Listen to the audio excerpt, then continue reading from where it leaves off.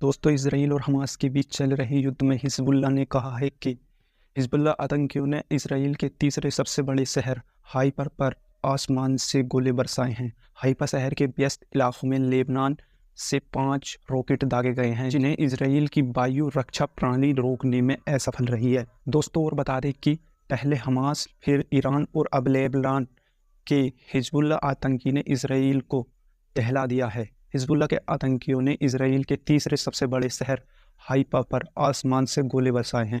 Haifa समेत Israel के कई शहरों पर 300 से अधिक मिसाइलें दागी गई हैं।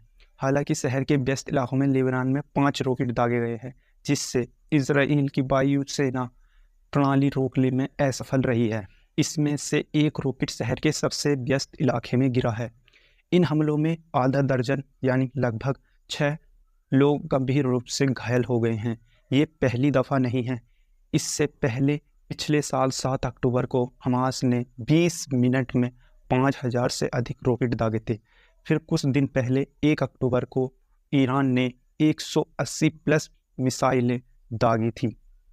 इसराइल एक बार नहीं 3 बार मिसाइलें हमलों से अपने आप को बचाने में नाकाम रहा है। और हिजबुल्लाह आतंकी समूह ने 7 अक्टूबर को हाइफा और अन्य शहरों में दागे गए रॉकेट की जिम्मेदारी लेते हुए दावा किया है कि उसने फती 1 मिसाइल से शहर के दक्षिण में एक अज्ञात सैन्य अड्डे को निशाना बनाया था।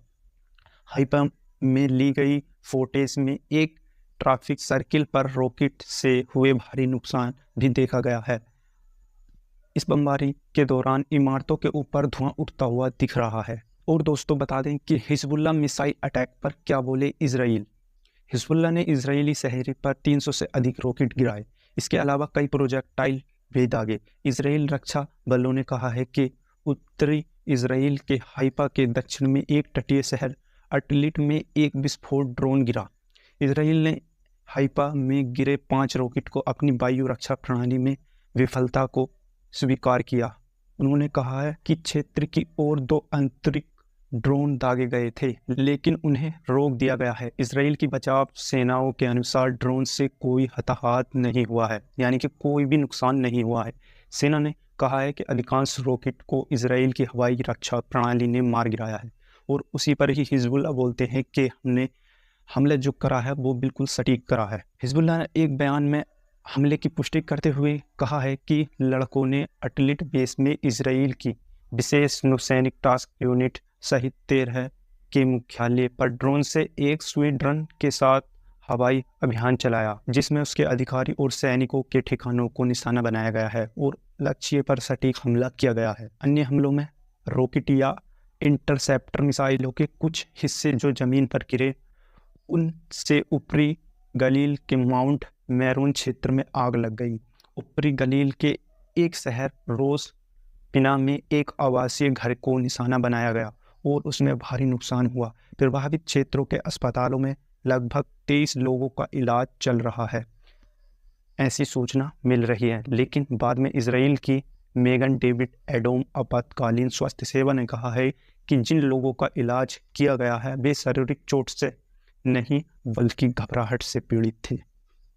देखिए दोस्तों कि इसराइल में भी इतनी हालात बेकाबू हैं कि लोग घबराहट से ही बीमार हो रहे हैं।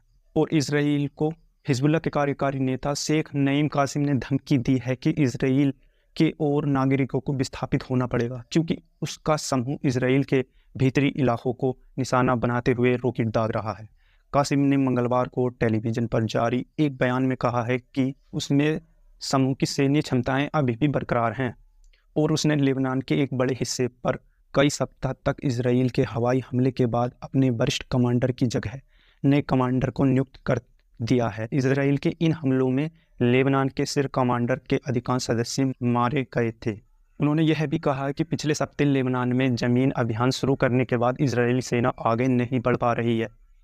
इजरायली सेना ने कहा है कि हम 4थे डिवीज़न जमीन अभियान में हिस्सा ले रही हैं, जो पश्चिम की ओर फैला गया है। हालांकि अभियान अभी भी सीमा के साथ लगी संकर पट्टी तक ही सीमित नज़र आ रहा है।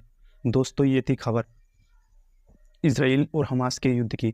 दोस्तों, अगर खबर अच्छी लगी हो तो चैनल को सब्सक्राइब करना ना भूलें।